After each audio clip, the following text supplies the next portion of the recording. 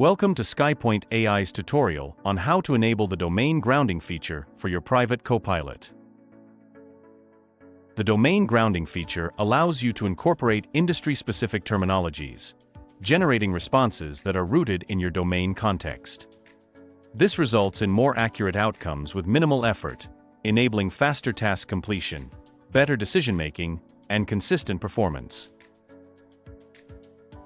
Get started by logging in to Skypoint AI Studio account. Navigate to AI Configurator tab from the Skypoint AI Studio dashboard and click on AI Tuning from the drop-down. Check the box to enable domain grounding feature for private Copilot. This will allow users to input their own domain context and industry-specific terminologies for more relevant and precise responses. Then click the Save button to apply the changes. Now let's check responses to queries with industry-specific terminologies before enabling domain grounding feature.